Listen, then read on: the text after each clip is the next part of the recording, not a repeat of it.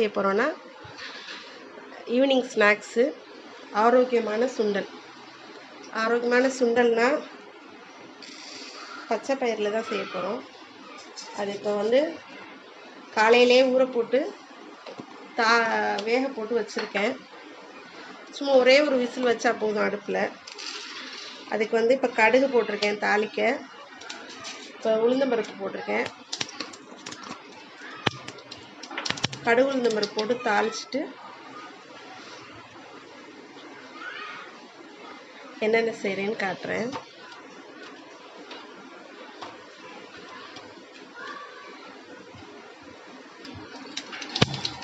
கடுகு பொரிஞ்சிருச்சு.